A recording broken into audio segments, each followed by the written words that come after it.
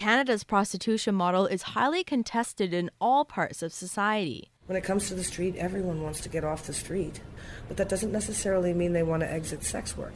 Susan Davis would see prostitution completely legalized. She advocates for co-op brothels run by sex workers. Davis is a current sex worker who supports the industry, but not its underground environment. So if we can give them the tools to know how to get off the street, working independently, those kind of things, and they can work themselves into a better position as well. We need to be safe and have control over our working environments. Others believe women in the industry aren't safe no matter where they are. It was not the location we were in that was unsafe. It was the man we were in that location with that made it unsafe. Trisha Bapti calls herself a formerly prostituted person turned activist. She believes sex work is a form of violence against women. Bapti hopes for a model where sex workers are completely decriminalized, but all other parties are held accountable. I stand here before you with my personal lived knowledge and the knowledge of my sisters to say that, in fact, prostitution is the world's oldest oppression. Even those who walk the streets can't agree on a solution. If we had this co-op brothel, right, it wouldn't be like Vegas where you'd go in and pick a girl from a lineup. The worker meets the client in whatever way she traditionally does, but then they come together and meet there and rent the room. So the idea that we had was another aspect of the cooperative, which was like a union hall, banquet hall, co-op strip club, restaurant, with our History of Sex Work Museum exhibit and a retail space.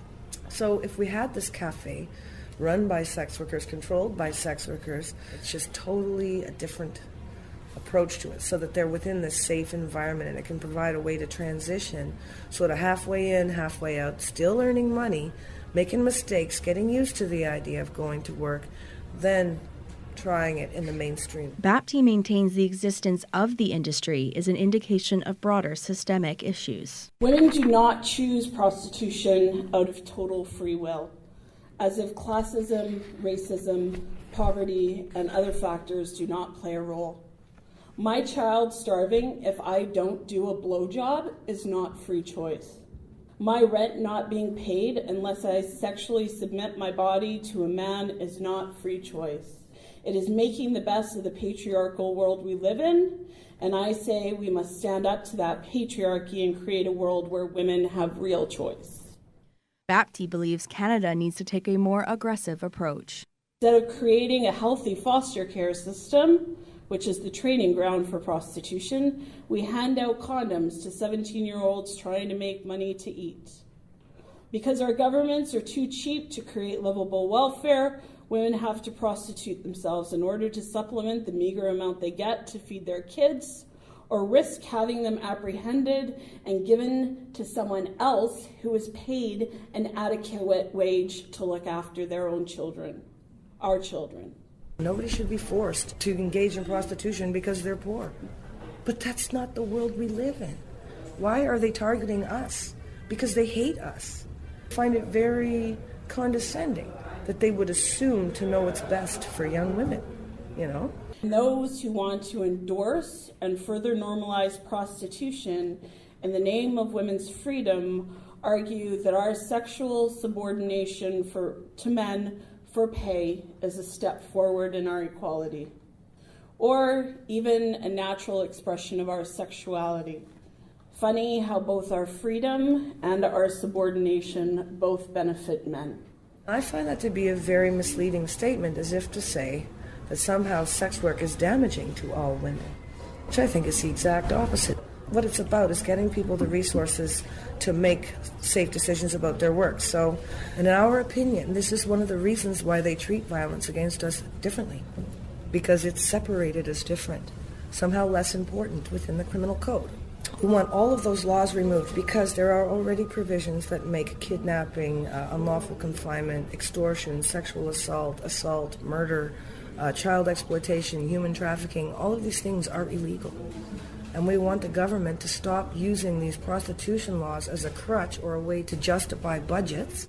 Sexual assault and domestic violence are both issues that have been challenged by law and social policy to change men's attitudes and behaviors. And so too should prostitution be dealt with head on. For if we do not deal with them head on, we can end up like New Zealand, where it's decriminalized, and in their occupational safety and health standards issued by the government, they instruct women on how to safely use freezing agents on their vaginas so they can continue servicing men. It's just a job. Is that the message we want our government to be sending to our women? We need to remember it was not the law that beat and raped and killed me and my friends.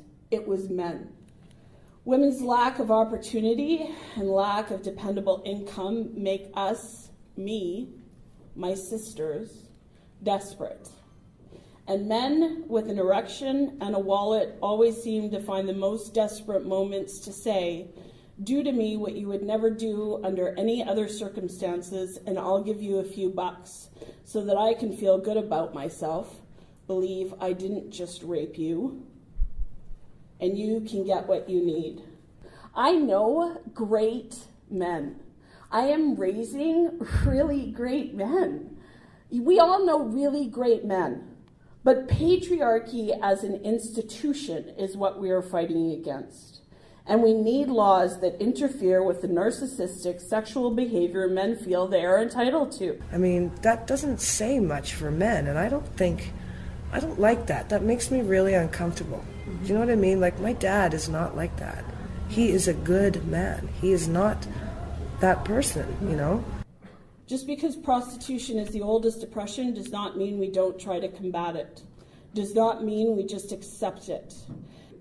So that women can live freer and take another huge step forward in being seen as free, as full and equal human being. Baptiste and Davis will continue to use life experience to advocate for positive change to the rights of Canadian sex workers. In the meantime, they will head down their opposing paths, using their voices to gain support. Carmen Wild reporting from Vancouver.